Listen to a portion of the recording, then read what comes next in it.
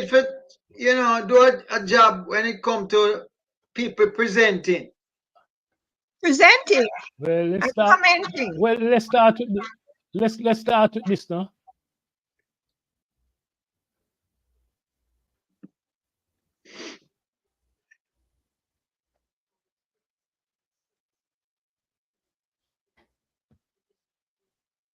Where you get that?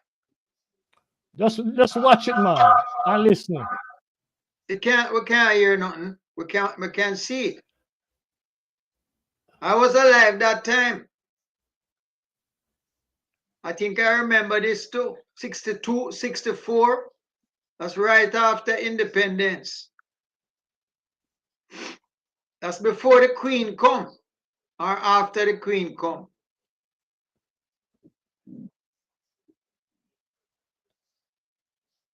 Not hearing a sound, Mikey. You're not hearing no sound? No. No. We want to hear the bongo.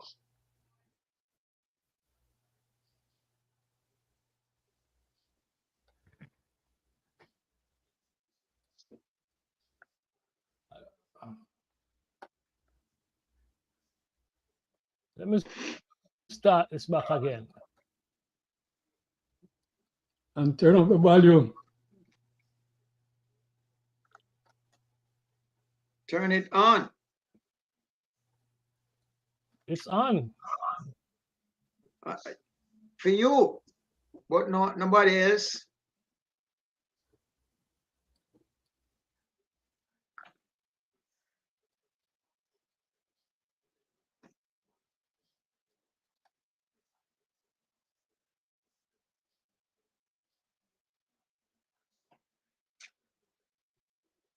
Are you hearing it now? No. No. No change. Well, I don't know what's going on, bro. So let me get out of this. Let me get out of that. It seems like I need to download it. However, let me say good evening, one and all. Good evening, brother John. Good evening, Lass. Good evening, Empress Maxine, and good evening, listeners. Today, I got a text message that the PMP is leading the GLP by 9%, and seems like everybody is excited. So that's one good thing in the news. Another good thing since we last met was the celebration, the heritage celebration in Jamaica, where Beanie Man and Bounty Man receive awards, national awards. And when I look at the ceremony, that experience, there's nothing about Rasta movement, nothing, no celebration. So I ask myself, why? Why is it that a movement that started in West Kingston, now a global phenomenon, it is not a movement that is celebrated in Jamaica at a time when we are celebrating the Jamaican heritage? I tried to figure out what is going on, and I couldn't come up with an answer other than to say that the political class in Jamaica definitely don't want Rasta to be central part of development in Jamaica. And I say that because in the 60s, you had man like Rasta Brown who ran against Eddie Siaga in 1961 election. And since that time, we have heard the Rasta movement saying, well, I'm not into politics and what have you. So I invite Maxine to join us today in a discussion around this topic. Why the Rasta movement is not involved in the political process in Jamaica. A movement that is globally accepted, but yet still somehow the political impact of the Rasta movement on Jamaican is not celebrated. And I hope Maxine can help me to answer a question. Why? Why after 1961 the Rasta movement seemed as if it diverted from its mission that was declared by Sam Brown? Why? Last is a man from Trenchtown. Well, he's not here. Seem like he jump off. Where's brother Lass? Well, he's not here. But Maxine, I don't know why the Rasta movement is not involved, and I hope you can provide some answers today. Because I really think that there's discussion about a third force, a third party. Some folks are now showing a willingness to vote for a third party. And the question is, could the Rasta movement be that third party? Yet again, the members of the movement say Rasta don't deal with politics. How do we move towards gaining their participation? What should we do? John, I can't see your face, bro. I'm seeing, although he's a Rasta man, it's only the ball that I'm seeing. So I don't know what's going on. Maxine, can you help me answer it? Why this negative attitude towards politics in Jamaica by the Rasta movement? Why? What could have caused that? Considering that 1961, Sam Brown was an activist and he ran in West Kingston for that seat, ran against Eddie Siaga and the PMP, represented. What caused that shift? You have spent a long time amongst the Rasta movement. You're a leader within the movement. Can you help me answer that question? Well, just to give greetings first to the Water Vibes audience and to my fellow panelists. Well, I myself, I'm a political science major out of the university. In 1974, actually, I entered Barnard College. Hold up a minute for me. Maxine, hold on a minute. John, we're not seeing your face, bro. Yeah, man, I am seeing my face. I can tell when I can be seen. My face is right there. Come, we need your full profile. Yeah, we need a profile, John. Full You profile. have these little circle. You have to fit your head in the circle and my head big. No, we don't want to fit. Continue, Maxine. Continue. Right. Just to give a political descriptor. I myself, prior to adhering to the faith, was a political science major and was inspired to be such based on my appreciation of what was happening to Black people around, both in Jamaica, less so in Jamaica, but once I came to the States in the 70s, obviously I got focus on the Black Power movement and what was happening to the whole Black civil rights, etc. So, and then at the same time, there was a lot of African liberation movements, particularly in South Africa, the southern part of Africa, Zimbabwe, in Angola, and South Africa, which Jamaica again was highly involved with because of our culture, the same Rastafari culture that we're reasoning on, was a major inspiration to the African liberation struggle globally and to countries all over the world. They understand the Rastafari and or reggae to be a major source of their inspiration and their thought processes. So it's always a quandary about Jamaica because the movement started, I would have to say, with the works of the Honorable Marcus Garvey and his national and international platform that he developed under the UNIA, obviously inspired. He's a Jamaican who traveled abroad, was able to heavily influence the society of America and Central America as well, where his platform, was very effective in a lot of these countries in terms of African descendants clamoring for their rights in different societies.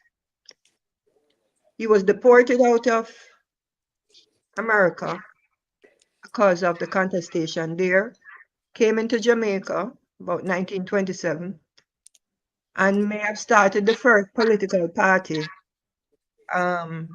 in Jamaica in terms of him now moving to that the black people of Jamaica should be in charge of their governance, knowing that most of the power rests with the colonial government and the elites, economic elites in Jamaica.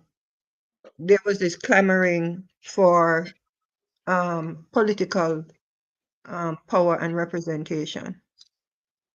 In step to 1932, also coming out of Harlem, both of these men came out of Harlem and what was going on in and around Harlem and the Harlem Renaissance and just the whole energy of the period. And Leonard Howell himself was also deported, 1932, coming out of Harlem, and brought the whole reality of the coronation of His Imperial Majesty in Ethiopia and what that effect had on Black populations globally, especially Harlem. If one's understand the history of Harlem, the first Abyssinian Ethiopian church that praised Ethiopia, or what they call Ethiopianism, was founded in Harlem in 1808. And Ethiopia and the church, culture and the church, was a bedrock of the African American communities in terms of, as a people, developing their identity post emancipation period of the late 1860s coming down. As you are emancipated from slavery, you are ought to be developing your identity for self-governance, self-rule, and for many, the return to Africa, because if you were brought over under a slave system and you are now made free, then a major part of your choice would be to return home to where we have been taken from, and where you have your identifiers and culture. So several movements were started, even really started two countries, Sierra Leone and Liberia, were countries that were developed over this concept of the return of the Africans to their homeland based on the fact that you were taken away and so you should return or have the right to return. And those who stayed or had to stay should have the right of compensation, because I guess the whole emancipation negotiation was to pay the slave owners the right the economics that they would have lost in the loss of slave labor. I don't know the full mechanics of it, but there was this concept that they needed to be paid because this whole thing was a business. It wasn't simply a morality racial scenario, though it was infused by that. It was business. So the business of the slaves now being recompensed or given their right to return home was the substance of Marcus Garvey and others that were instrumental in the setting up of the two states in Africa, Sierra Leone and Liberia. That project, there was contestation actually in America because the Black Americans were more, especially in Harlem, they were more tuned to Ethiopia, right?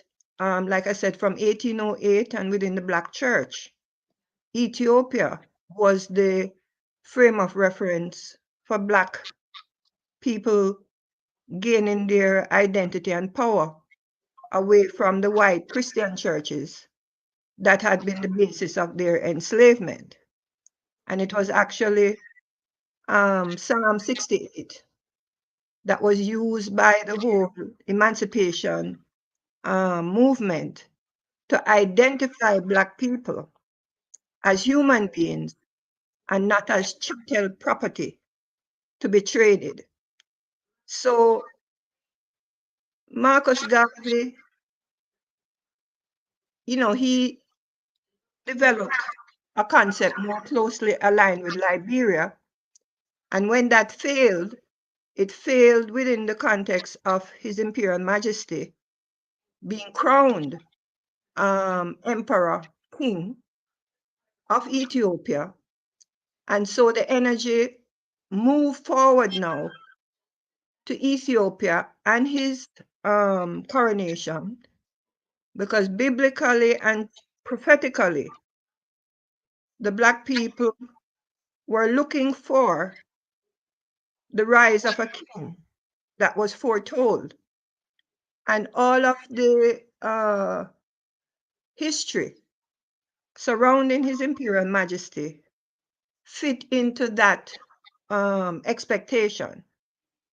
And so the failure of Liberia and the expectation of Ethiopia in the consciousness and the coronation of the king, emperor, it was Leonard Howell on his deportation into Jamaica that aligned with Garvey, who since 1927 was focused on how to now build himself out of Jamaica, coming from the international platform that he had, and developed the political party system. In him developing the political party system, the mulatto personalities of Jamaica, represented by Norman and Alexander, not Norman, yeah. Bustamante. Bustamante, there was this pushback, obviously, for a Black majority country, 99.9% Black. There was a fear that this majority would be too much for the minority economic class that controlled 99% of the economy. So you have a 99% population with no economy and a less than 1% population with all the economy linked to obviously the mother country, colonial Britain. So there was a clamoring for independence, but an unwillingness for the Black majority to be empowered. So the Black majority instead emerged under the Rastafari culture that was now promoted by Leonard Howell in Jamaica. And he now said we need to replace the monarchy of Queen Elizabeth or Victoria at the time, potentially, with the monarchy of Ethiopia. And so it was the Garvey political black leadership of the country and the spiritual monarchical tradition now of the Black King, Emperor, and God to now be in charge of the Jamaican space. So obviously he was sent to several times, sent to the asylum. He was imprisoned for sedition. That is Howell. Howell, Leonard Howell. Yeah. But this is happening parallel to what is happening with Marcus Garvey, who is now put into, I think he was running for office in the KSAC, because I think that is how the whole political thing started in Jamaica. And this is where the black/mulatto clash started to occur.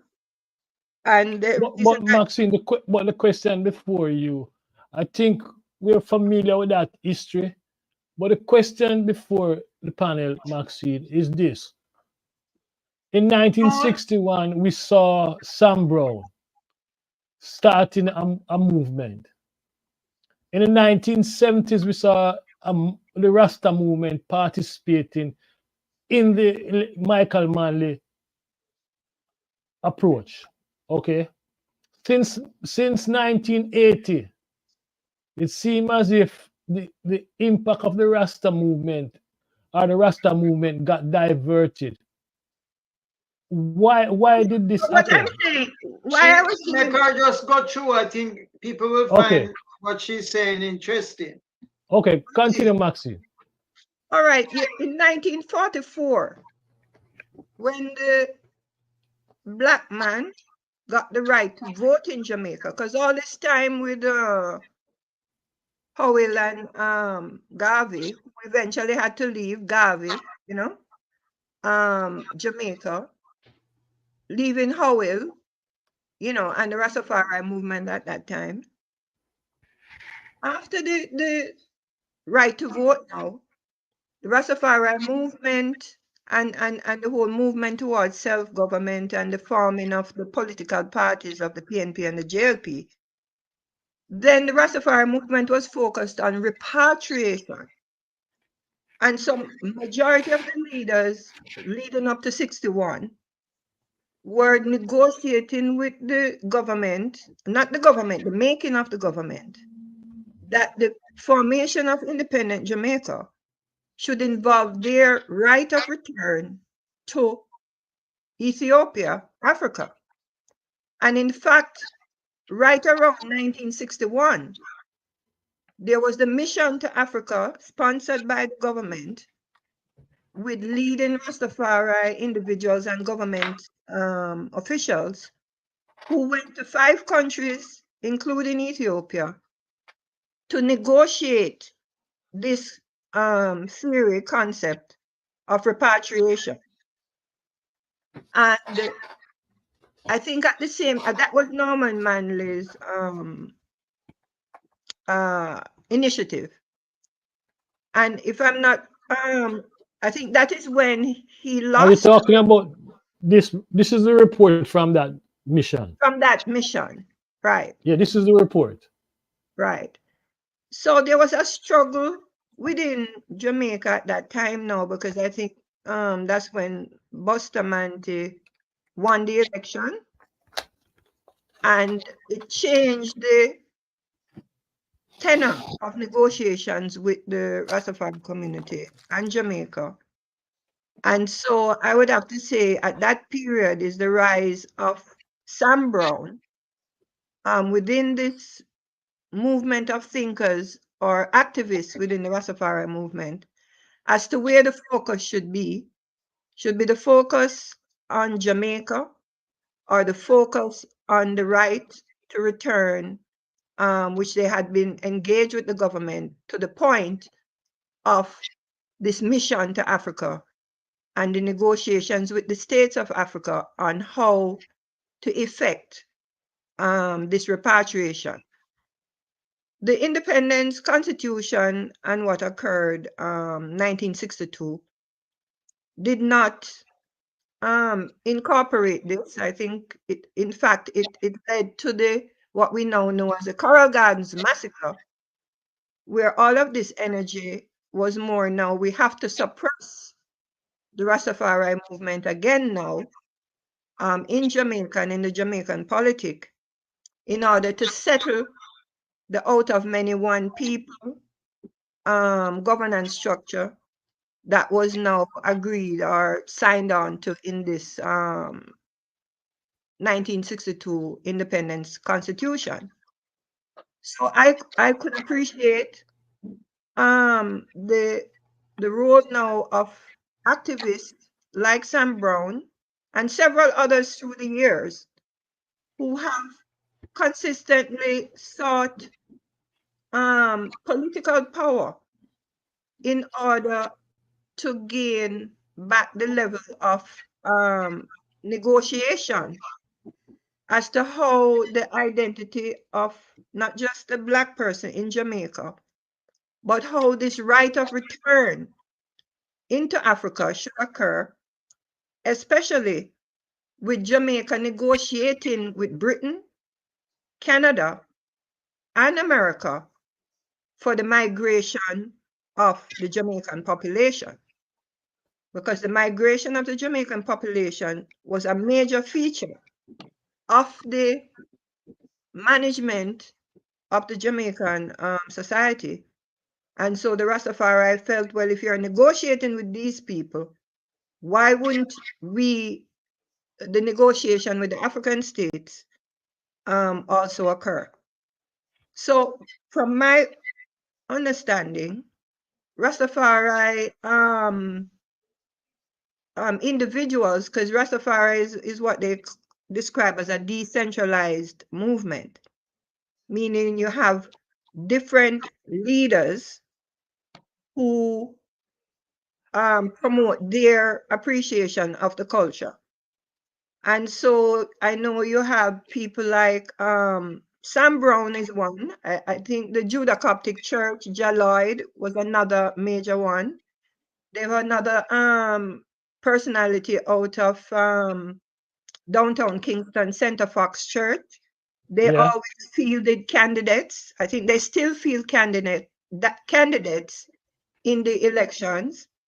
And a person like Jaloid, he promoted that the Rastafari should actually have representatives in every parish of Jamaica and develop 63.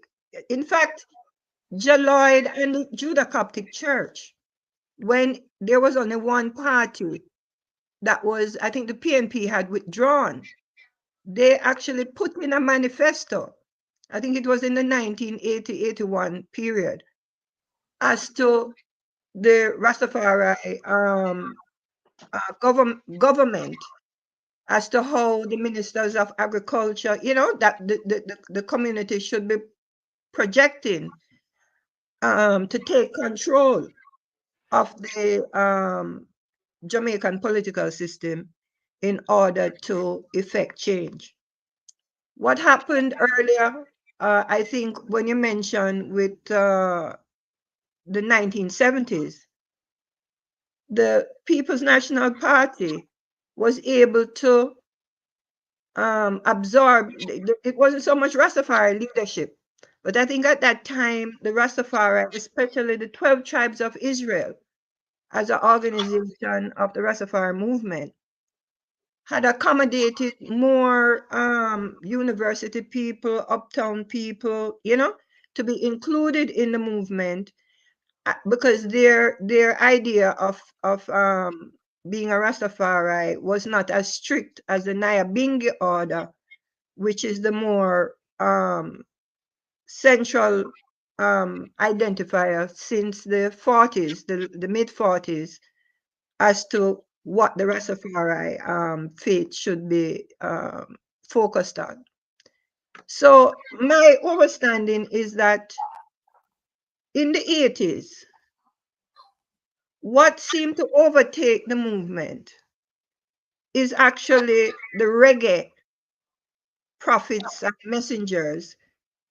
Most importantly, the success of Bob Marley, where the Rastafari culture and movement, it spread everywhere. It was accepted, but in a more diluted form.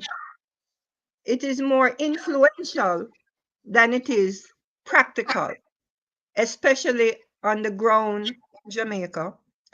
And I think the Jamaican status quo also promotes this.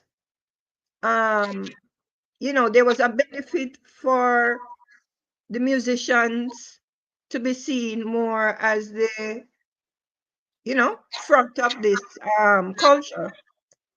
And certainly the tourism and all of these, it was a big scenario of benefit for the society. And so there became a more acceptance of the Rastafari as singers, but not as activists. And in fact, if they seem too activist, like what happened with the whalers, they were targeted, you know what I mean, to be assassinated and removed. I know Peter Tosh went through some very brutal confrontations with the government. Certainly Bob Marley is renowned for, the confrontation that occurred, with the whole assassination attempt and the Smile Jamaica and, the linkages between the Rastafari and the Dons. Because that is the most feared coming together in Jamaica is of the Rastafari community and the Dons of inner cities. Should they combine their influence on the population, it would very much interfere with the status quo that we have. So now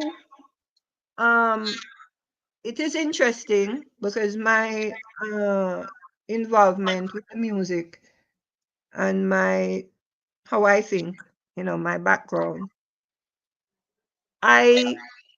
it has reached a stage where the wealth generated by the culture is seeking to find its owner in Jamaica, which is the movement, not the artist.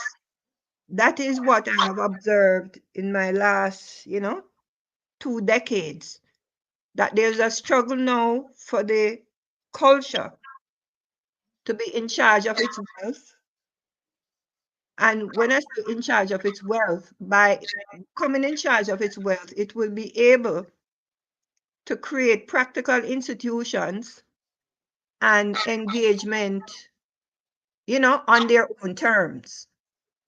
Right now, the culture has been, when you ask us where are the activists, they are there, but they are, it's the artist that is focused on, and it's the artist that has the money, and it's the artist who is the missionary, but there's no linkage to the church, to the community that you are singing about, merchandising yourself about, creating economies for companies, major companies to sell your culture, festivals over the world, infinitum, Even the other day when the ganja industry was set up in Jamaica, that should have been a benefit to the Rastafari community.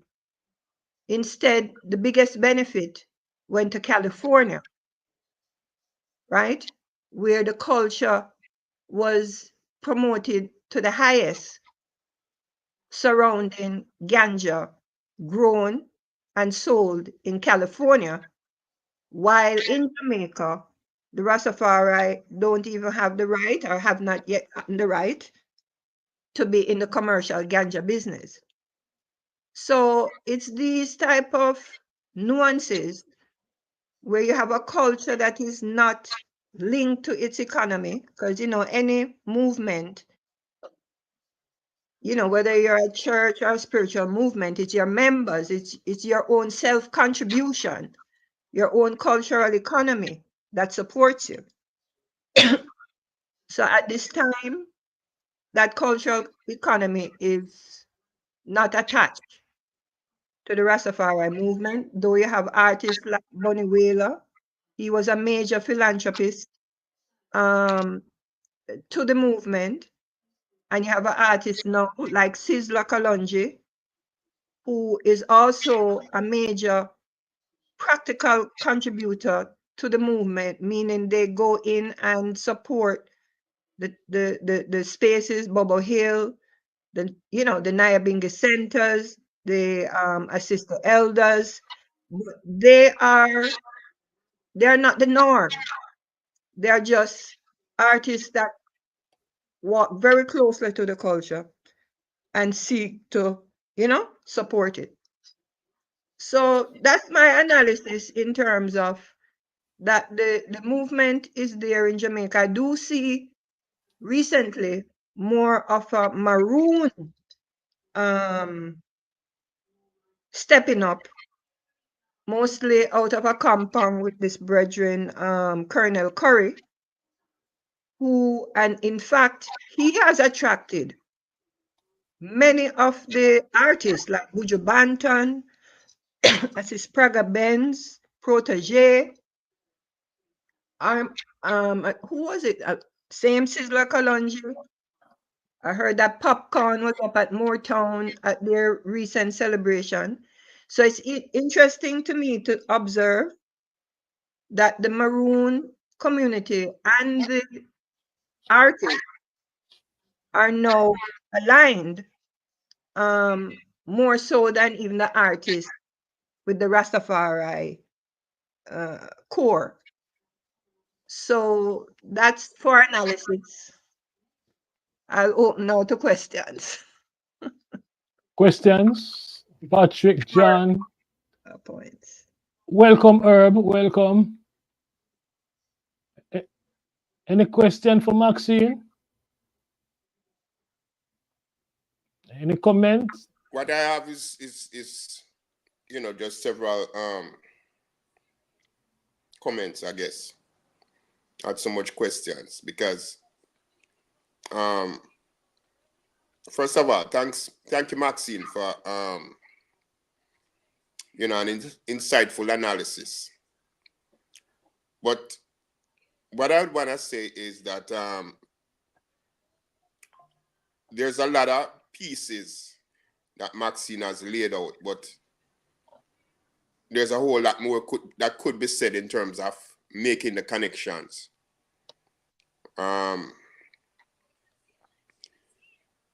It's interesting, but when you think of the Rastafarian movement per se, you can't really have a clear understanding and full study of the Rastafarian movement without having a deeper study of the slave movement, right? Or the slavery period, I should say, not the slave movement, but the slavery period. It wasn't really a movement. It was really a period of slavery. And it's a thing I would want to go further to say that while it has officially ended, it has not ended. Because slavery, in fact, very much exists today, even amongst us. Right? But that's a different story for another time. in terms of the Rastafarian movement,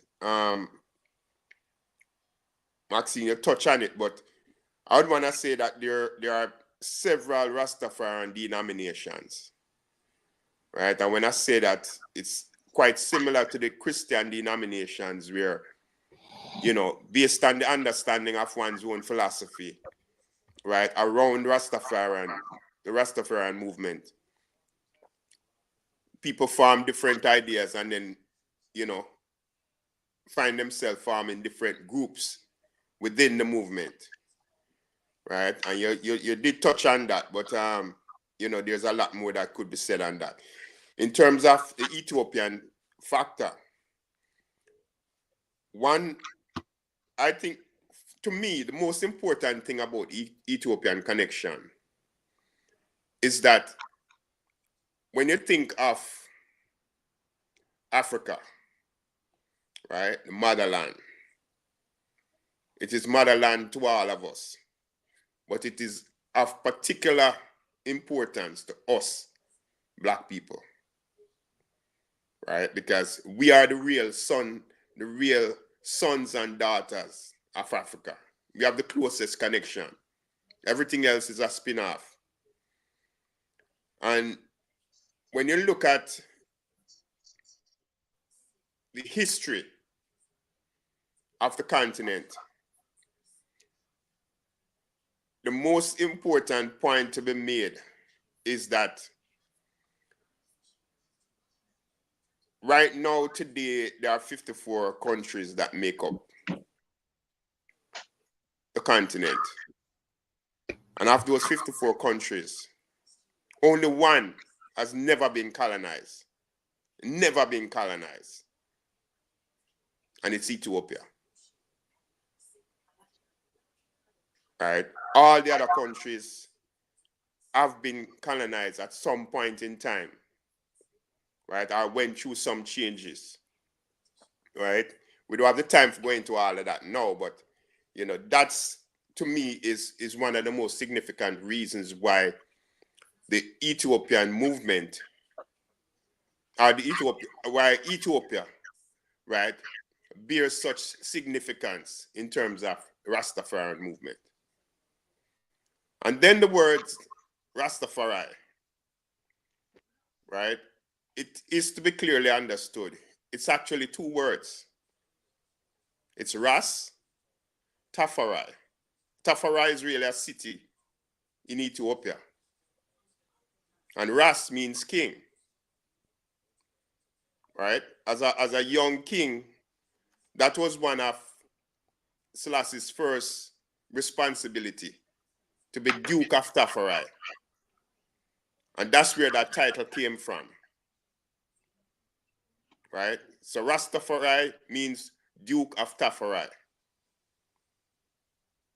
And the other point I want to make as far as the significance of Ethiopia is concerned is two significant things. The Christian Bible that a lot of people clamor around, right? And use for the most part as their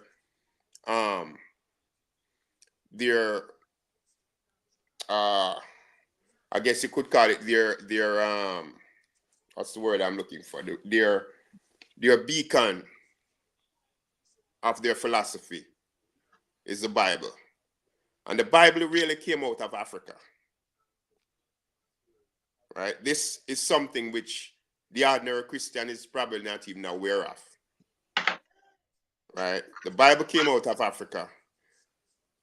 And the Bible is one of the most studied books across the world.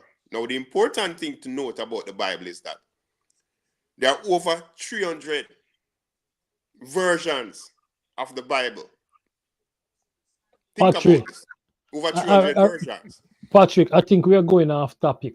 No, I'm not going off topic. No, I'm very much on topic. Hear I me. have to make this point to bring out what I'm saying. Right? The other Bible of note is the Ethiopian Bible. Right? All of these things bear major significance to the development of the Rastafari movement and to understand what Rastafari is all about, right?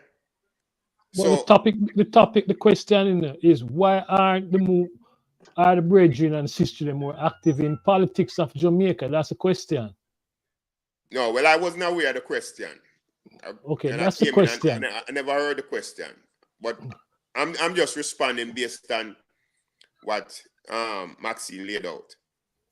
Okay. You know, John, so I was just trying to make some of the connections that I saw. okay. But you know, that's it for the most part. John, can you answer that question? Why the movement after 1961 with Sam Brown? Why the movement? I would say since the GLP came to office in 1980, it's like they divert the movement, push yellow man sort of music. You know, could that be the reason where the official don't sort of undermine the movement by doing things, forcing yellow man on us, changing the music. So it moved from the strong Rasta current in the 70s to the dancehall of the 90s, and you see cocaine and all sort of thing. Could that be the reason why, John? Well, I'm not an authority in this. I can only go on memory to some extent as a youth, as well as word of mouth from friend and people. But I have the biggest factor in my opinion, which could have been more strongly addressed, is the police brutality. I mean, the one thing I remember as a youth about Rasta is that there was perpetual hostility by the police force, running down, burning ganja, running down anybody who smoke herb, and running down and what you call it, trimming man locks.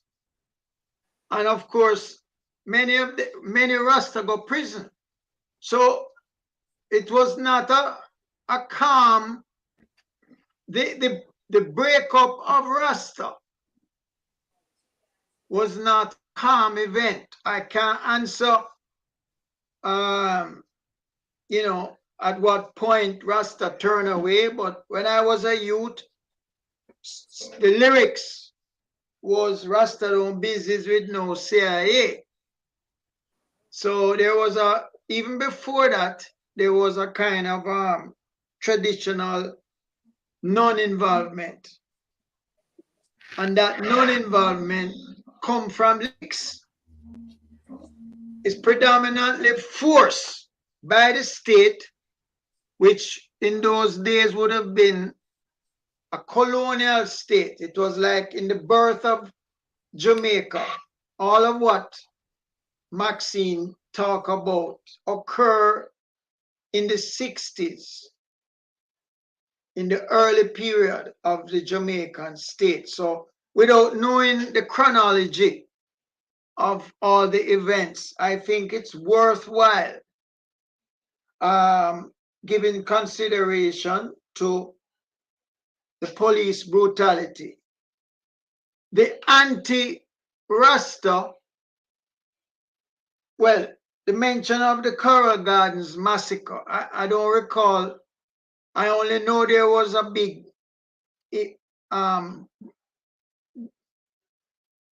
what's the word I want? Incident, you know, and in many cases among workers, even for the formation of the PNP.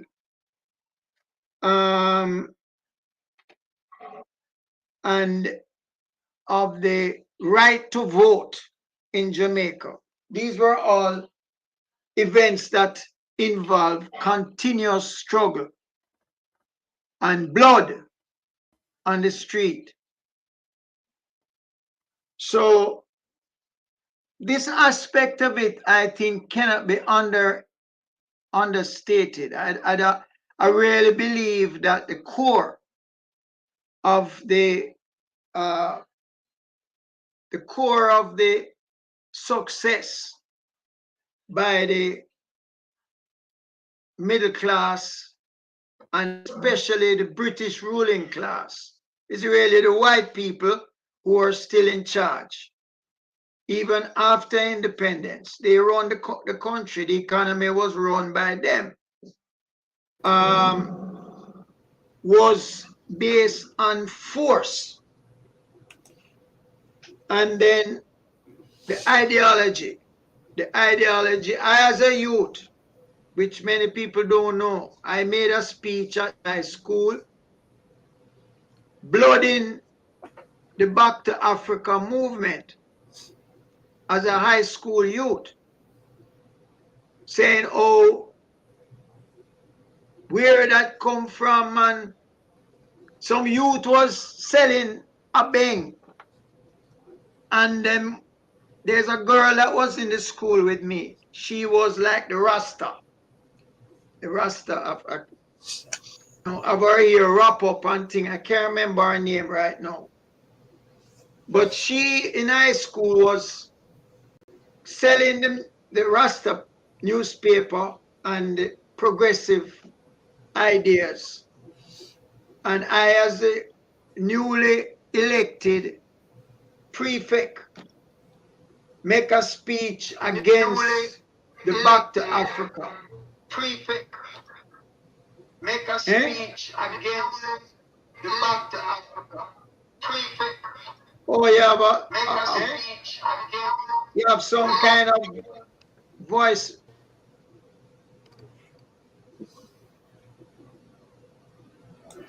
There is some kind Continue, of John. feedback. Continue, John. Continue.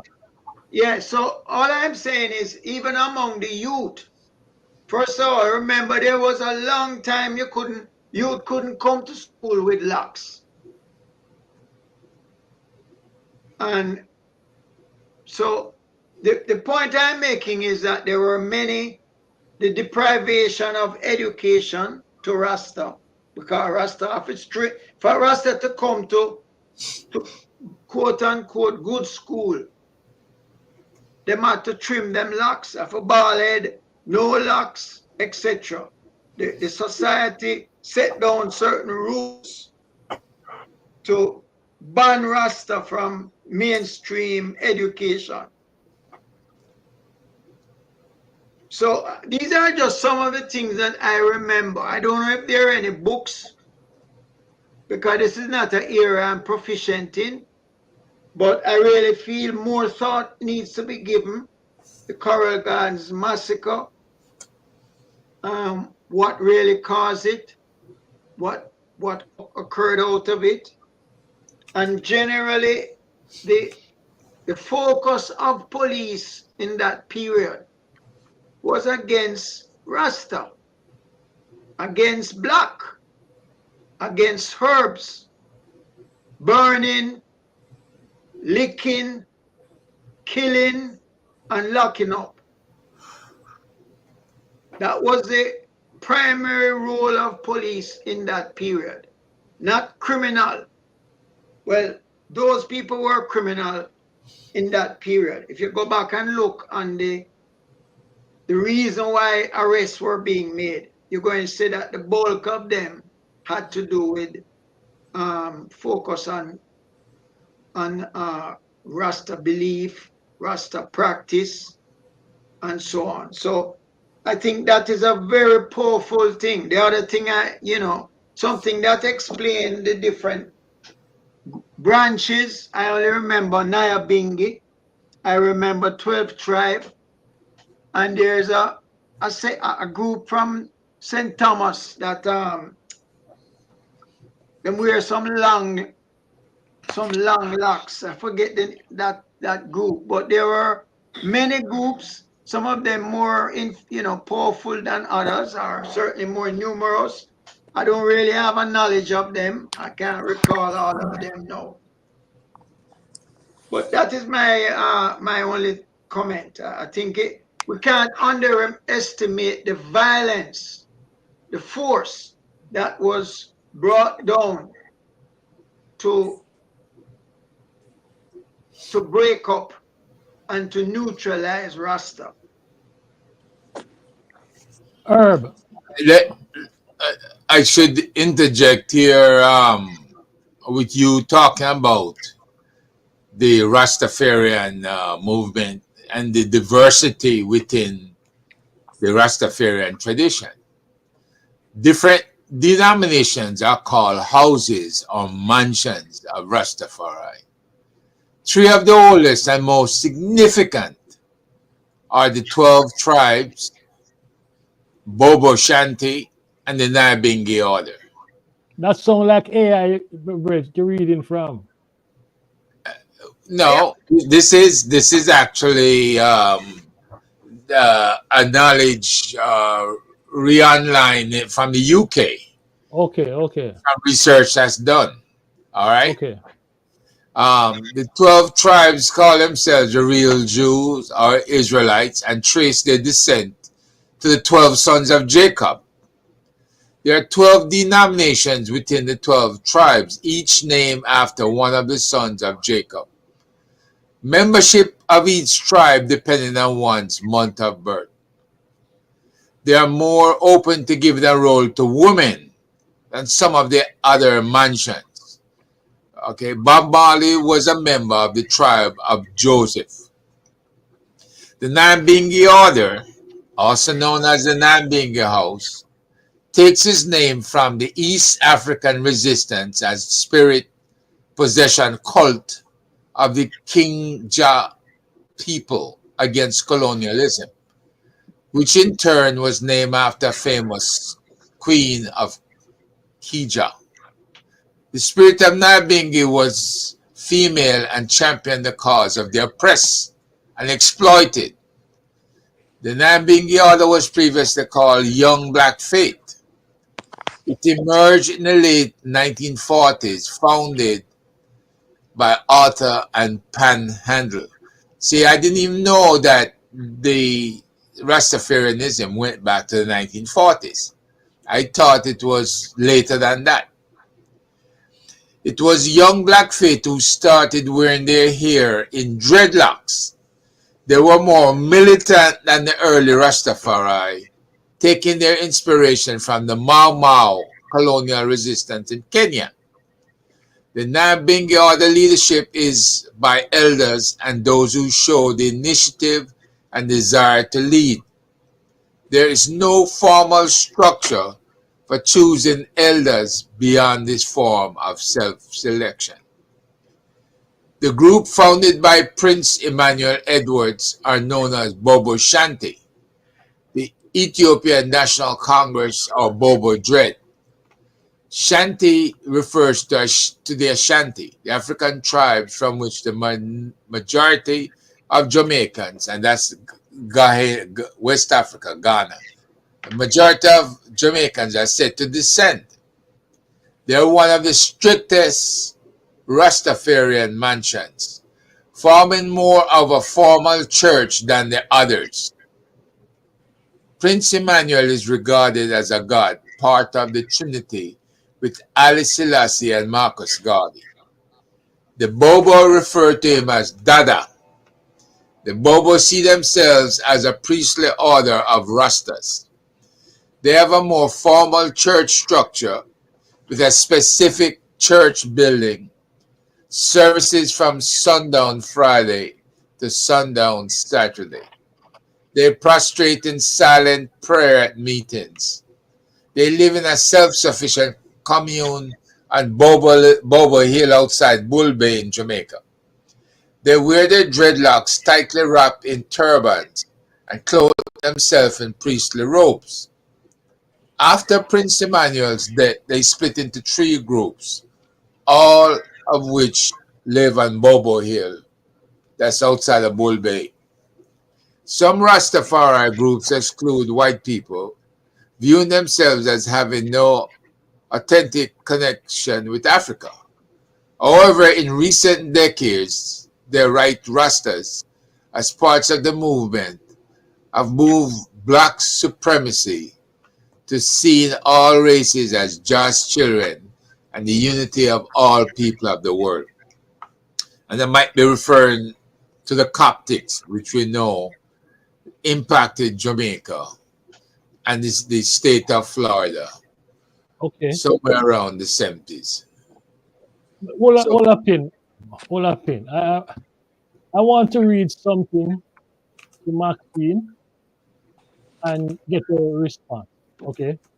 In 1961, Sam Brown published a manifesto.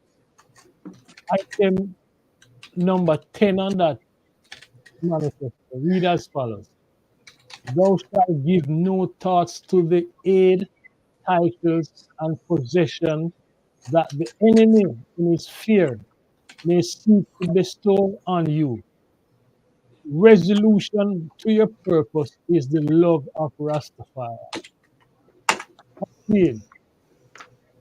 We just have the heritage celebration, and over the years we have seen a number of virgin who proclaim Rasta accepting honors and awards and titles from government. Would that be part of the reason why the movement is not effective? Because a number of the virgin and the sisters sold out to the system and people to the contradiction. Yes. Well, like I said, it falls into the framework of what I described as the reggae. Boniwela accept the OM and others OM from the state. That's what I'm saying. As a practitioner, Okay, right? You're both a Rastafari, but you're also an artist, right? okay, Your message is the gospel of the culture. And yes, the government does use tactics to co-opt the movement. They have once they couldn't stamp out the movement, all of their agenda is to find platforms to which they co-opt the movement. I think last year, like putting Bob Marley as the head of the Rasta movement. well, Stephen Kawanta, but he's the head of the Rasta reggae movement. He's not the head of the Okay, Rasta movement. But okay, then they merge the reggae ascendancy as if it is like you are the messenger, but the church, the faith that you're the messenger of is being suppressed. In the meantime, you who are the messenger, they want to make you a national hero in the context of depriving your community of all its economic rights, right? okay, So the issue, even for the government now to sign a memorandum of understanding with the Ethiopian Crown Council, that is the representative of the monarchy. but what the government have to do with the Rasta affairs? I'm telling you, what they have to do with it is their duty to co-opt it and to bring it under the out of many one people. And So this MOU, what is this MOU about? the MOU was signed in competition with the Rastafari community seeking its own MOU with the Crown Council.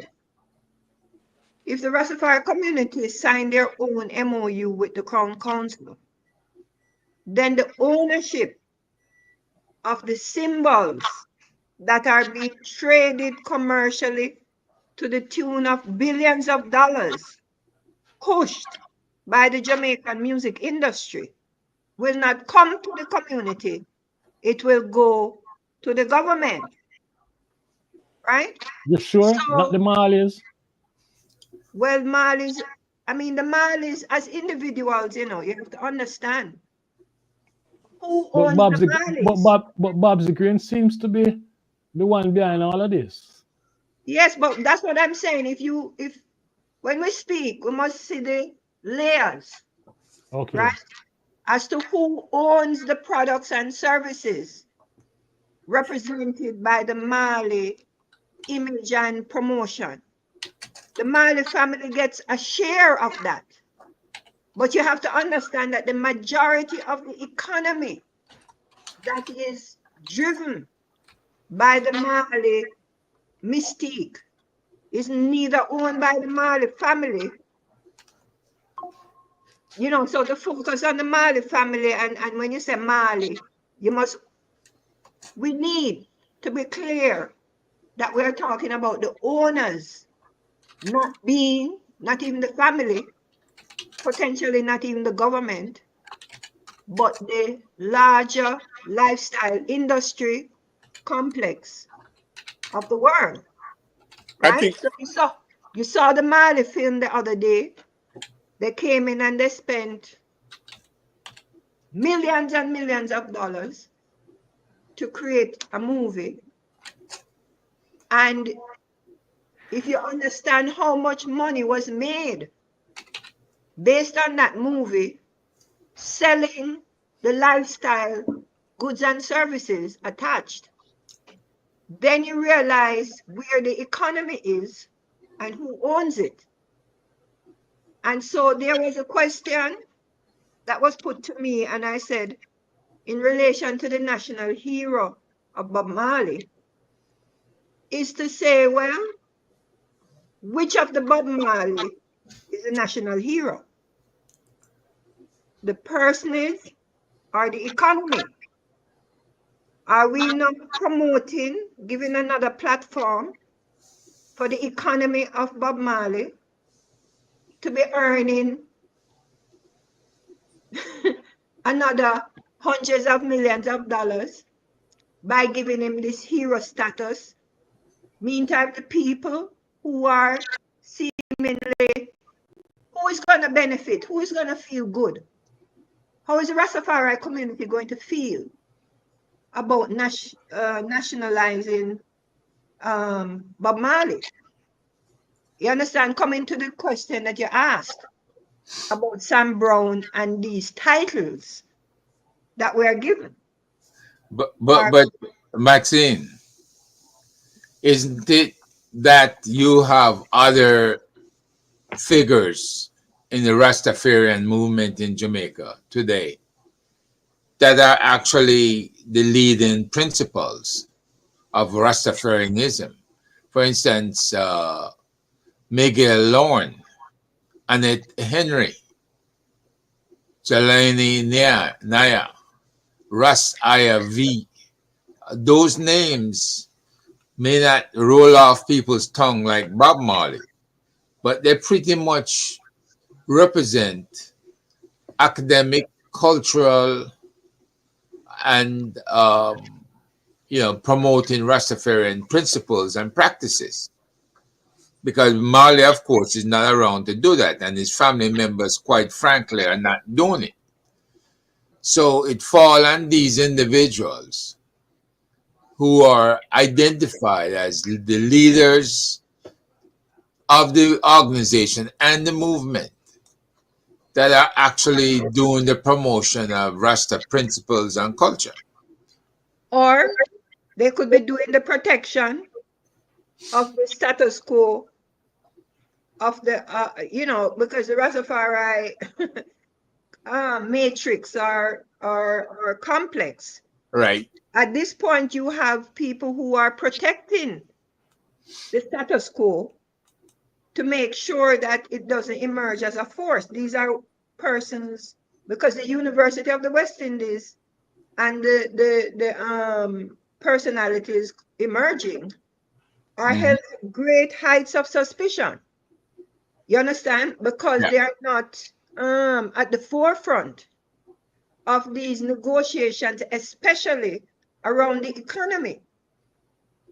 Why What? isn't no? What I'm saying, I last year they gave Leonard Howell an order of distinction in posthumously, right? And it is my thinking that they gave Leonard Howell, who is considered the father of the movement here in Jamaica, that distinction because they want to set the pathway for the national hero status of Bob Marley.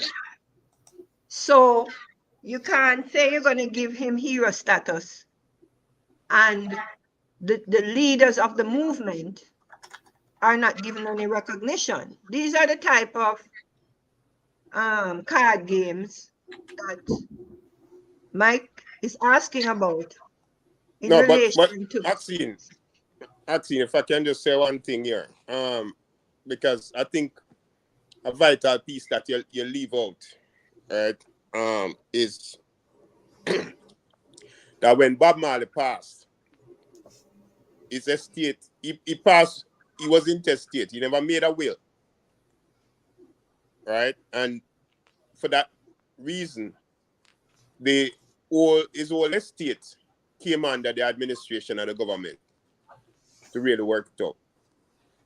And that finally was worked out between the government and the Marley, Rita Marley and the Marley children. And Chris Blackwell. Right? And Chris Blackwell. Now, the thing about it is that all of these things have a lot to do with how the whole administration following that is conducted. Right? Because all of that came through, a certain agreement or certain agreements. And it was never a settled issue because even with Peter Tosh and Bunny Wheeler, right, it's, rivalries developed and all of that. Because you really was talking about the Wheelers brand. That's really what it came down to. Right? So all of these things had impact on the government being involved and the government having some kind of authority over what happens. Double the margin that Joe Biden Wait, had wait a just second. 4 years ago. Where's that sound coming from? Mike, you must have on No. Go ahead.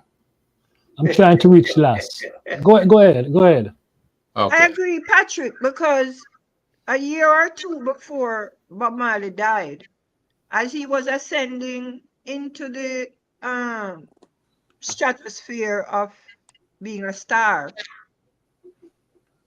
Jaloid, as a member of the Judah Coptic Church, and as I said, he was one of the very, smart activists that were moving, approached him for a percentage of his income to be given back to the Rastafari community. These discussions actually started.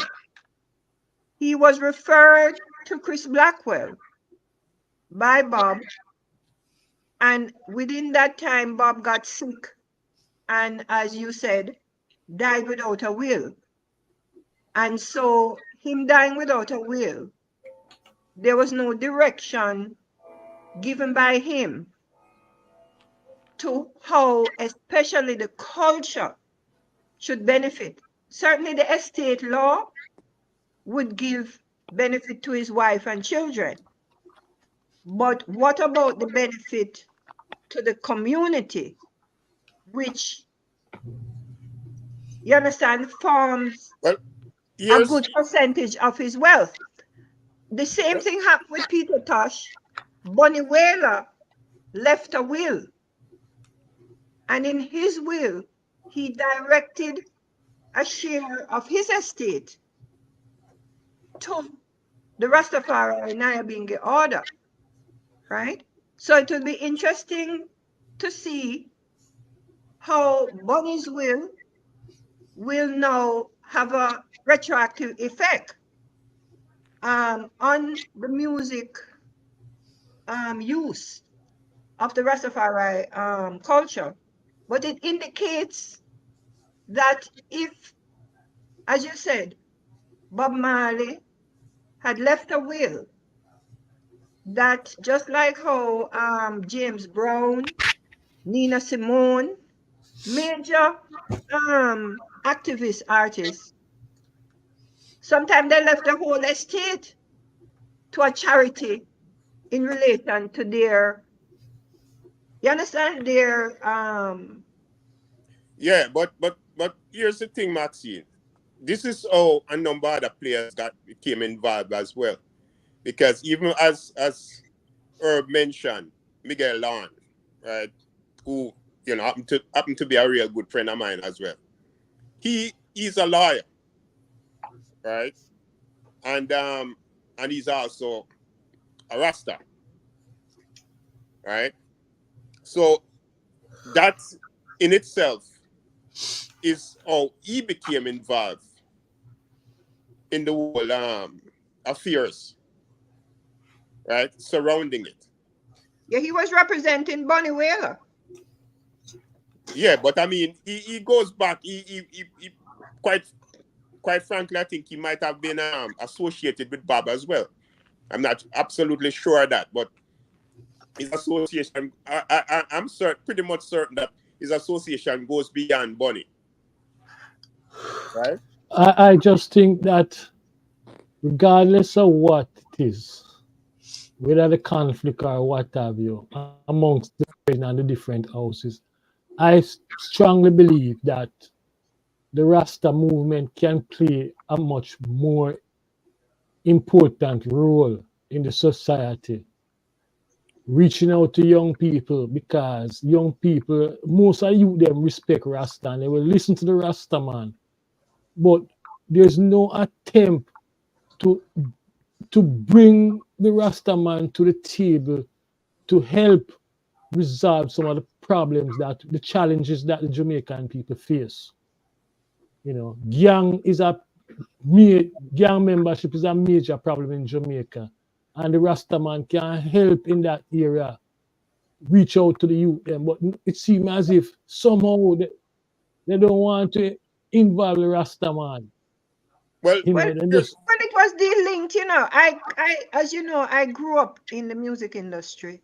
if I grew up in the streets of the communities when ganja ruled, right? Ganja was the backbone of the music industry in the 80s, certainly the 70s into the 80s. It was the major investor whether into cleaning up the use, you know, whatever they call money laundering or whatever it is. But ganja and the herb houses in the communities were all reasoning spaces. And I saw the difference as even a practitioner myself, but you know, within the music industry. I saw the difference about going into studios, going into certain communities, and the difference when the cocaine and what people now consider the dancehall genre entered, and you couldn't go to certain spaces anymore, and the violence that took place, internal violence, because of how the cocaine interacted, not just by the person taking it, but the way that the trading of the cocaine affected relationships, who stole more, who you were trading it, but then you started using it. So therefore, you couldn't trade it how you're supposed to trade it because you're taking too much of it. And then the person who give it to you to trade have to kill you. I mean, people don't understand the level of destruction of the fabric of the inner cities that occurred with the introduction of the cocaine trade into Jamaica. And because it wasn't a natural space, it was an invited space for the transshipment of Jamaica to become a logistical transshipment space for And Maxine, we see a lot of brethren with dreadlocks ending up going to prison for cocaine. yes. And they bring a lot of man with dreadlocks, bring a lot of cocaine, come inoculate the communities. You understand? Last, I'm sorry in terms of your situation. You see, I know you're a man have something to say. So, Maxine, can we allow him to just say comment Please, on what he heard so far? Last, please. Before I he just speaks, want to say something though before last even speak. before Michael, Patrick you cut me speaks, off. You cut me off when I tried to respond with Maxine, right? Because you asked a question or comment, and I was commenting, and you said I was off topic, so I never got a chance to even respond to the question. since you're going to talk now, can I ask Mr. Nito if we can direct some of our comments, if not all, what would be 3 key things that we can include on the manifesto, on the People's Manifesto in respect to the Rastafarian movement? Remember, we have a section on the manifesto about the Black community, and that is where we all agreed we would need to input. So I wrote down what you said a while ago about including Rasta in the community governance. That is just one point. I mean, I'm listening to the conversation. I would like to include 2 or 3 points that would be of bearing in the context of today's Jamaica, where the Rastaman is concerned. There is clearly an economic issue, but I don't hear what the answer is. I don't know how. It sounds like it's a huge economic issue in terms of all the different music and Rasta that involve in music. How can that be? How does that get streamed into community development or even into control by the community? You know, I don't have an answer, and I'm trying to listen to try and make a note of some of these things. So I'm posing the question that since those of us Maxine, who are speaking can give an answer or give some idea what they think is a good step that can be taken to address the issues that we are talking about. Maxine, I want to come back to you, but let Patrick answer this. Go ahead, Patrick. Yeah. To the question, right? You pose, and before I even start, if you can just repeat the question again. Why the Rasta movement is not active in the political life of the country? Okay. My response to that is that the Rastafarian movement, whether as a movement or as individuals, have always been a part of the political fabric in Jamaica. And that is for the reason that Rastafarianism was actually one of the biggest targets, right, by the establishment, by the government, by the colonialists, because the Rasta movement was birthed out of the exploitation. right? Rasta represent resistance. So the Rastas have always been vocal when it comes to that. If you notice, all of the people who were mentioned associated with Rasta and the Rastafarian movement have been prominent people who speak on behalf of the people. Right? Now, in terms of the organizational structure, right, that is where we fall short. Because all of this has to do with the whole dynamics of having a strong resistance movement, organized resistance movement under a colonial ruling. That is something which seems almost impossible. Right? Not that it is, but it seems that way. Because, as I said, Rasta as can be counted among the most oppressed in Jamaica. As John mentioned earlier, right? The imprisonment of Rastafarians, right? Just for practicing their beliefs, right? And even with that imprisonment would come things like trimming them locks, all of these things. The same brother I mentioned, Miguel Lawn, right, underwent serious fight to prevent them from cutting him locks because they've imprisoned him, right? He was imprisoned, and them also, right, take away his law license. So Rasta represents resistance, has always represented resistance, even to this day. And Miguel Lawn still remain active, right? He is one of the most active voices now speaking out about reparations. Because this is not a forgotten subject. It is an unsettled one, and it has to be addressed.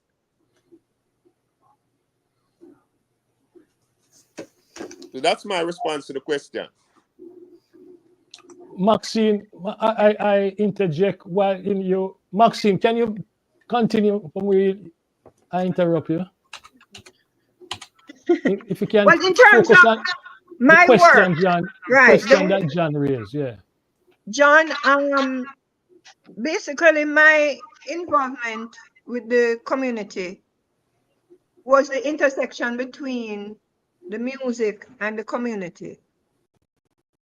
Because I didn't realize in trying to navigate how Jamaica could benefit more from its music as a whole.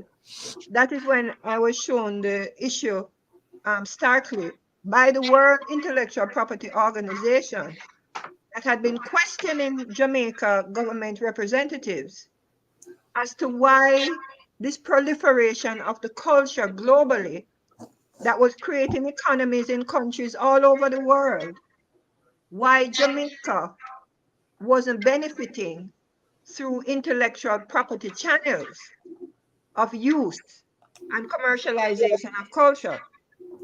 And so it is through the music interrogation by myself, generally, that this issue was brought forward.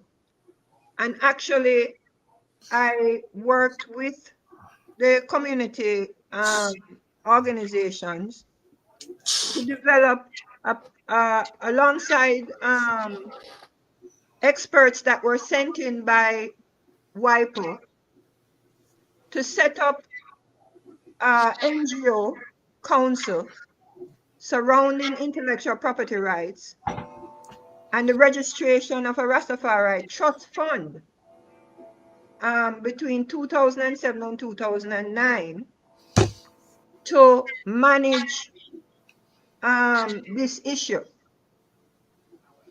The biggest contestation, just like what we're discussing here in relation to the community receiving the benefits, the amount of intrigue that has surrounded this registration of an NGO and a Rastafari trust fund to formalize the give back that WIPO itself would be party to negotiations internationally with the music and lifestyle companies to this trust fund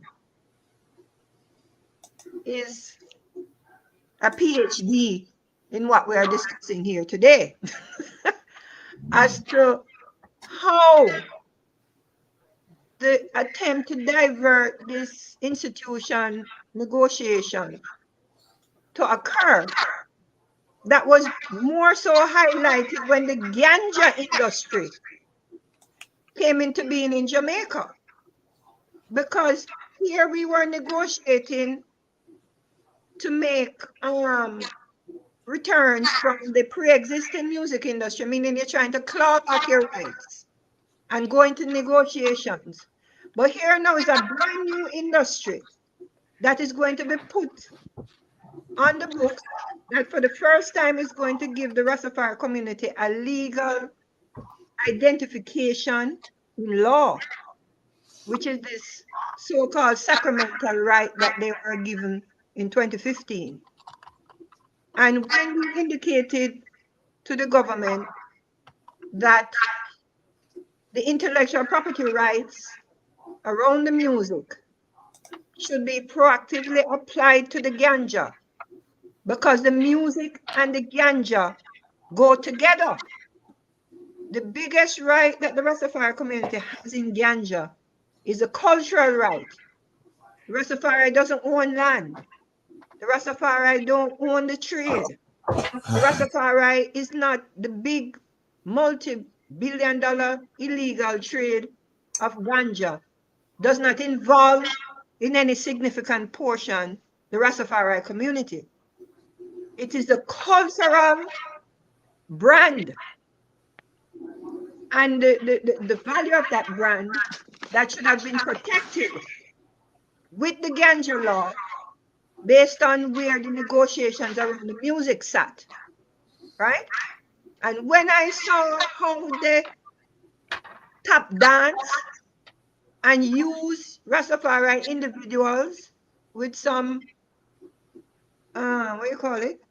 Carrot dangling, you understand?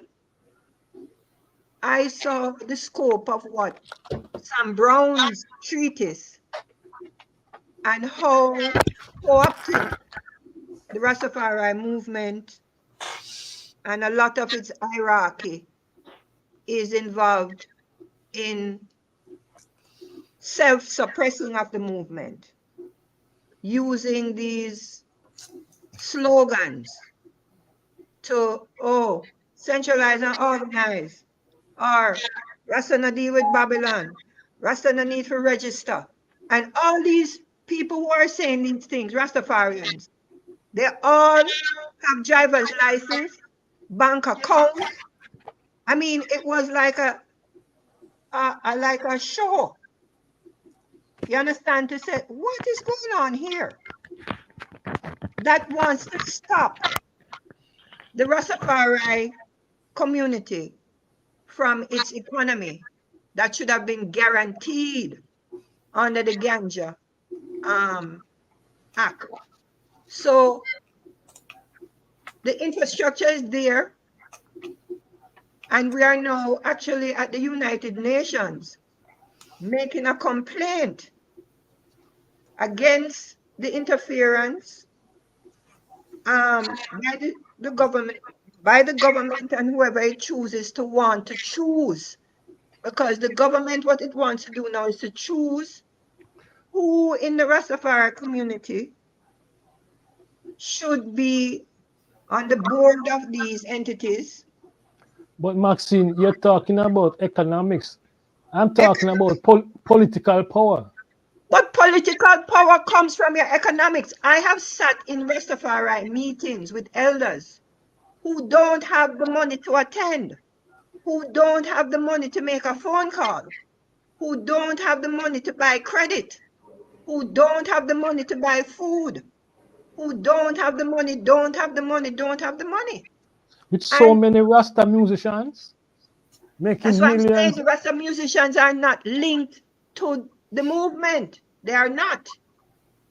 It's But only one why are or we even two. debating this? This is a non-issue. I mean, What is you a laid it non-issue? out, Maxine. You laid it out. You laid out all of that, Yeah. right? And I mean, it's No, I'm clear. just It's quite emphasizing evident. that the Rastafari community has developed institutions in order to deal with this reality, and it's a textbook that has reached the United Nations to say to the government of Jamaica, you cannot interfere, you understand, with quote unquote the indigenous groups' right for self-determination and self-governance. Right? So, for example, for Carol Gardens, they said they want to give money to the Rastafari community, but the trust fund or the money is administered by the Administrator General. It's not like they gave the Rastafari community the money and say, you go and put it in NCB and make up your account so that you can get you understand, your commission or however money is managed. They give you, quote unquote, whatever they say they're giving you through their institutions, and the money is like dead money. It's like dead No, left. but you said it. You said it. There's no economic structure for the Rastafarian movement that They you can set that it up you and can. it's maligned. That's what I'm trying to tell you. The battlefield now is not about the economic structures that the community has set up. It's for the government to recognize them and stop trying to put their people in place. Let it go. It's like if Usain Bolt or Shelley and Fraser run their way into millions, right? They're coming from the inner city ghetto or some poor place. If them want I, to take their money and put in the toilet and flush it, it's their right. yeah, but Maxine, in Jamaica, you need political power to do things. And if the Rasta movement just focus on the economic aspect of their story and negate the political aspect. For example, we see Isaac Buchanan probably going into parliament. We have other bridges in the parliament who are wearing dreadlocks. Outreach must be done to talk to them brethren and say, listen, find out what's going on. There has to be a political dimension to the work of the Rasta movement. And that is my problem. In the 1960s, Sam Brown and in the 70s, Sam Brown, historian and other man, they were constantly in touch. Bongo Stone and all of them, man, the political dimension. But it seems like something is holding back the Rasta movement from putting in this political dimension to their work. I don't know. But Probably you can tell me why. I think because if the directly choice, to your question, Michael, right? Directly to your question about the political structure. The only way to become part of that political structure is one or two ways, right? Is either to form a voting bloc or to have representatives, right, in the political structure. Exactly. That's what I'm talking about. well, I've But seen there's nothing Miguel happening Lorne, right now. Who? Miguel Lorne and other other Rastafarians are associated with the People's Political Party. They are? They out of linked to the same Marcus Garvey movement. And year in, year out, they do, I don't know, like I'm saying, they do interject themselves or put up a candidate or whatever. But none of these people don't have no money. Oh, you're going to support your ideas. You have to have a sponsor. Or are you going to the people them to put money into your campaign? There's And this that's brother why in you I need don't Falmouth. economic understand structure. that how you could be political without economics. But there's But this that is brother what you call the in economic Falmouth. structure, What's his name? Maxine. Huh? That is what you The call the brother man in economic Falmouth. structure now. Gentlemen, it's only one. I'm really at a loss here because in the midst of this conversation, I'm trying to. It's clear to me what Maxine is saying. What I'm not clear on is what are the demands that's going to help get the movement out of the current paralysis, or whatever word we want to use. You know, that is where I'm not clear. I'm not clear on what is required. That is the question Michael is asking. Yeah, but what is the question? Michael is separating the money from the power, which is, Exactly. you can't Exactly. do that. Yeah. That is not a fee. We live in a capitalist country. Exactly. Or you're going to run, even if you put your name out there, you have no newspaper without money. You have no You have canvassing. nothing without money, as Maxine said. You have nothing without money. So the question I am raising is how does the Rasta get money? Is it through some kind of community? I mean, I can write on paper a kind of what's the word? A nice thing that the Rasta must control its own destiny. But That don't but mean nothing. you answering the question. You answering the question, John. You both pose a I think question and give the UNESCO, answer. right? Right? They're Because the answer is quite simply that there has to be economic structure in the Rastafarian movement. or they're And facilitating. that gonna take organization. Of No, course. it don't. Let me tell you what it takes. It takes governance, as what John is That's saying. organization. No, listen what I'm saying.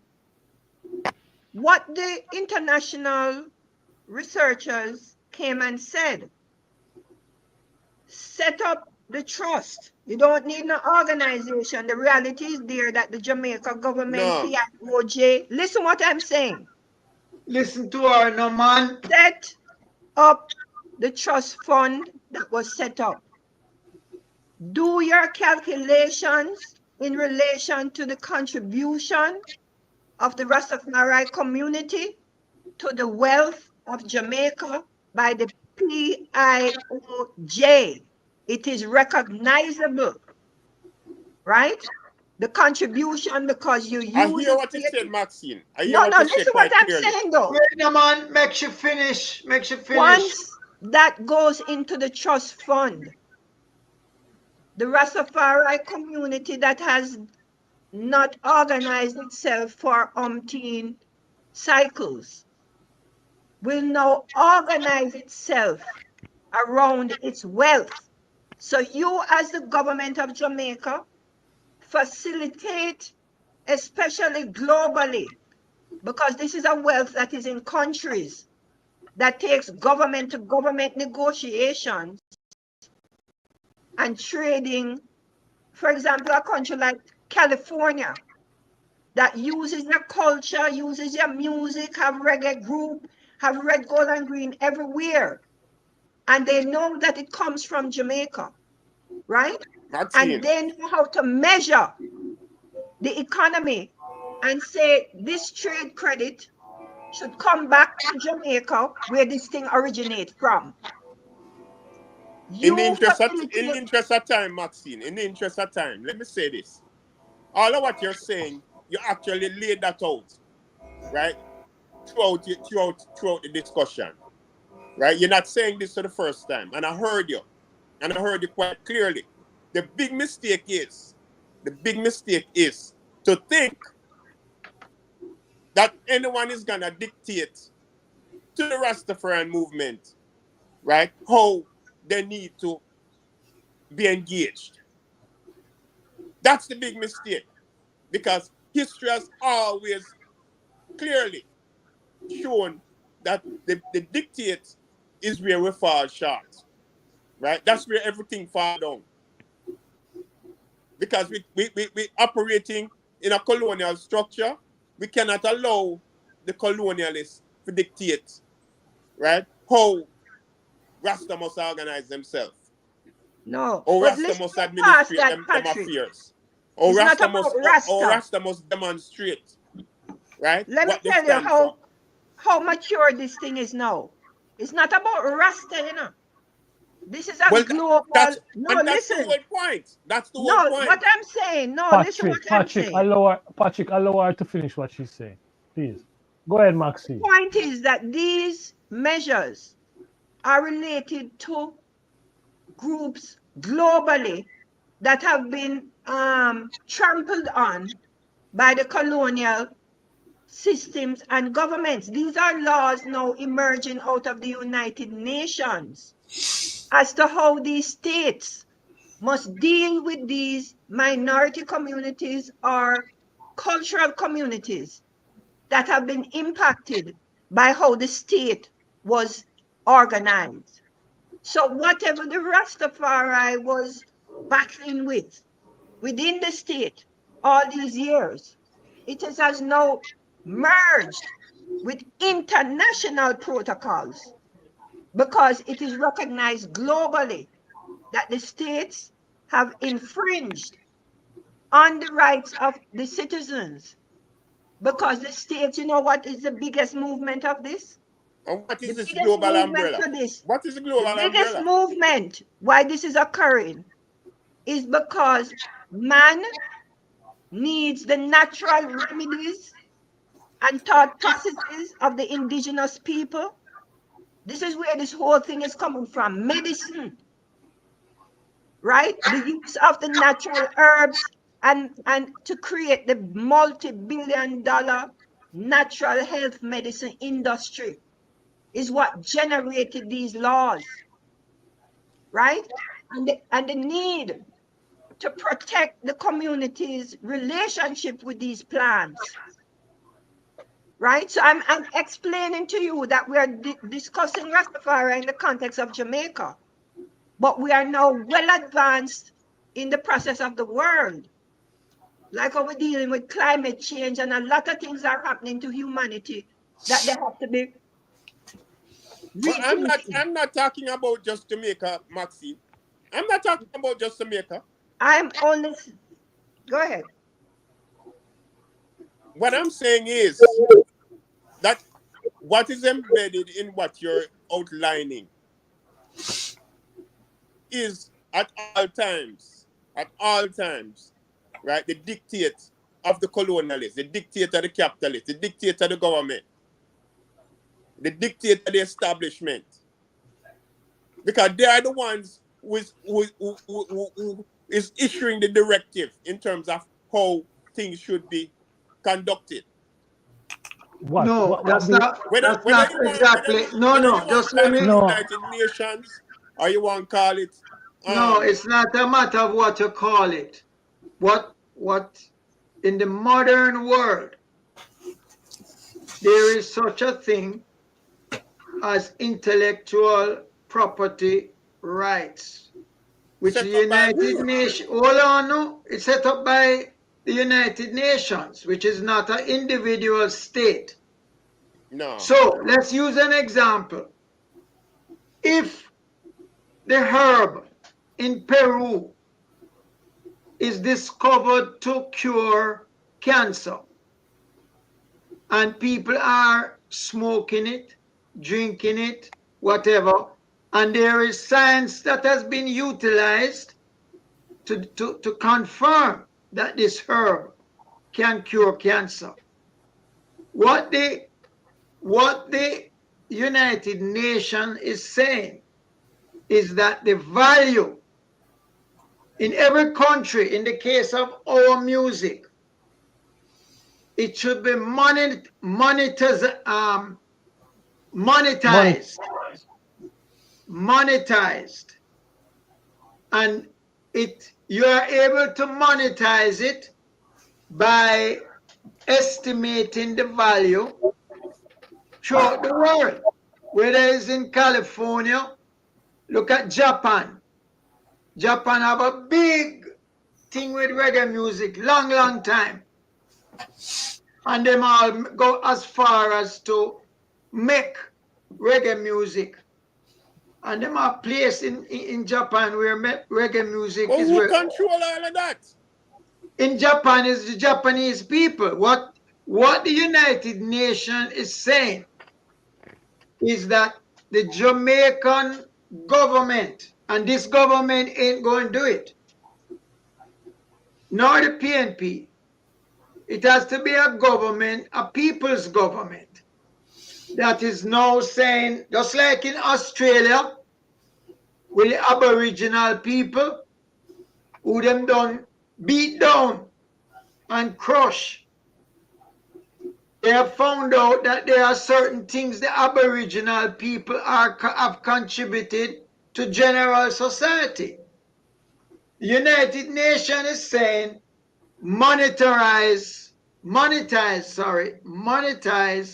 the value of what these people have given to the society. So what I understand, United Nations don't make laws. No, it's not a law.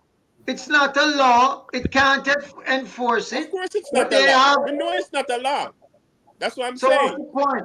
The point that Maxine is making is that it is up to us as a people to give value to the contribution of Rasta. And the only way that that can be done is to monetize it and to say, okay, over here, the value is X. The only time you're going to get paid for it is if you monetize it and you claim it. The longer you take to claim it, the more people going dead off, and the value going to go on, and other people going to get the value. If you know how much value is being created by the curriculum of the study of the Rastafari community existence in Jamaica and how they have survived and everything that we're speaking about on this program, is not curriculum at universities that people have to pay, just like reggae studies unit or whatever at UA. And people have to pay for lecturers who have gotten their PhDs, you understand, to articulate what we are articulating here.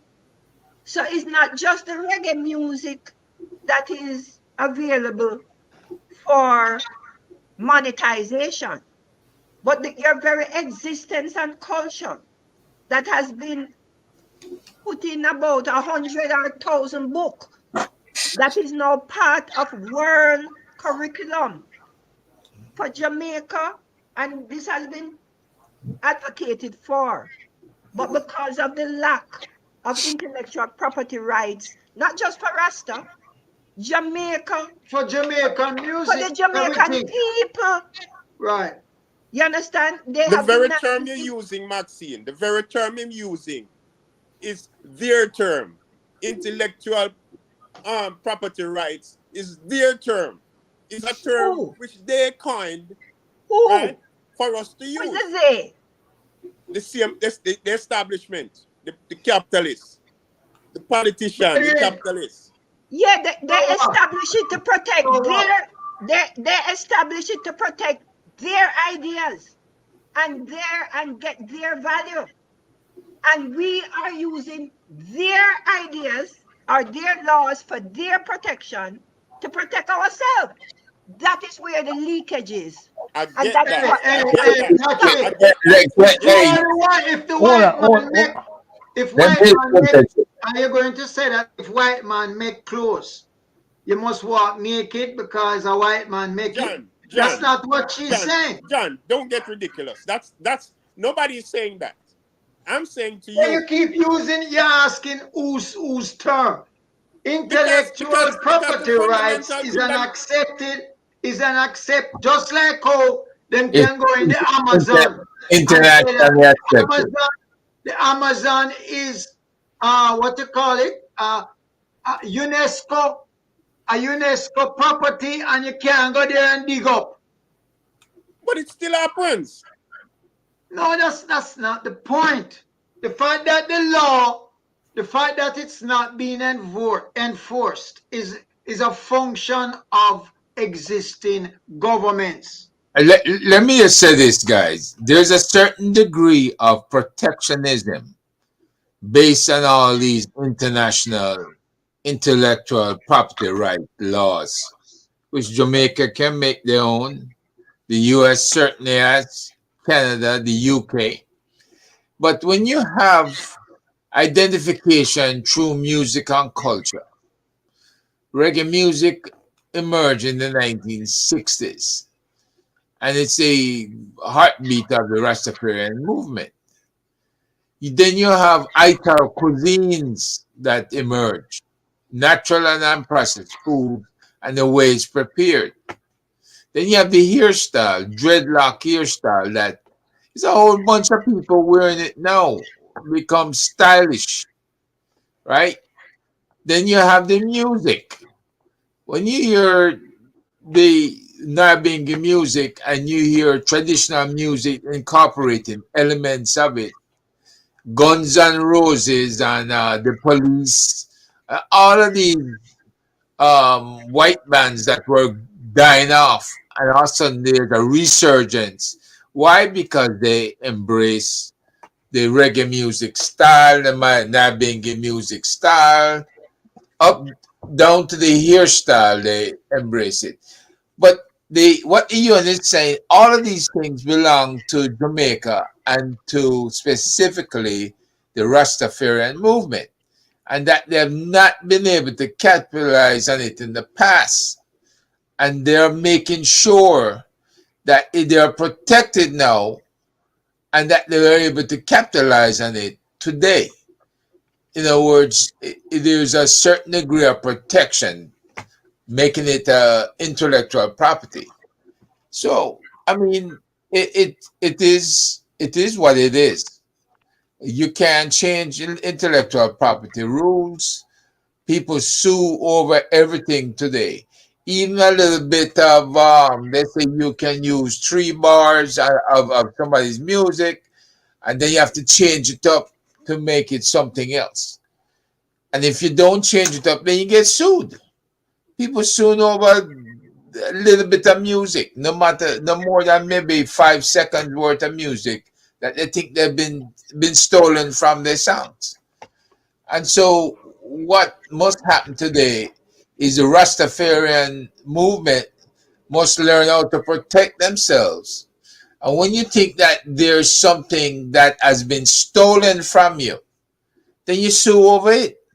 And you have the right to sue because it's recognized as an intellectual property. And that's Maxine, what gives you the right to sue. Right? Maxine, And gentlemen, as the thing goes, I don't think. So, Maxine, can you send me any documents you have on this thing? This W white name W WIPO, what? World Intellectual Property Organization. Okay. They're the ones who set up JIPO. And just to understand, JIPO was just set up in the 1990s. So you can imagine what was happening in Jamaica in relation to the protection of intellectual property. So what is JIPO? Jamaica Intellectual Property Office, yeah. Okay. Yeah. Maxine, I think we should continue this discussion next week and focus on this intellectual property right, because there seems to be some confusion around it. You've been working on this for some time, and you can share your knowledge with the panel and the audience. Is that okay with you for next Sunday? Yes, that's Because good. I don't think we're just at this, let's touching the surface. We have done a deep dive, but the intellectual property rights thing is something I think worth a discussion. So Yes. Especially as it is the new economy of AI. and where Yes. the world is going. Yes, We and don't, if we don't grab and understand that we're going back into the dark ages. Yeah, okay. you need to come with 4 things that is required to bring back ownership. Yeah. So we can have that discussion next week. Next week, yes. Okay. That's right after election or before election. Oh wow! So The big election may I talk about, not the little one. Listen. I want to thank you. Thank you all for I can't this promise you I'll discussion. be here. Oh man, I have a T-shirt I'm wearing. So All right. listen, Well, until next week, you guys walk good, and remember, the listeners like and share. What those vibes. This, if you observe this, we are very different. We don't cuss. We just try to dig deep. Right, Herb? We deep dive. All right. So all right, until next week Sunday, walk good and say hi to everyone you meet on the road. all right. All right. Bless. One Yes. love. Bless. One love. Hey, Yes, Mikey, I. I Yes. want to remind the group that Zara Burton's article hit today on the on what we were talking about, that ADMAT has not been identified as the beginning of the corruption for the prime minister, and Can you that post should it in be, the group? yeah, I'm gonna Can you do that. post it? I'm Yes, gonna so we post. can look at that. All All right. right. send Okay. it in the email, beg you. Yeah. Can't All see right. my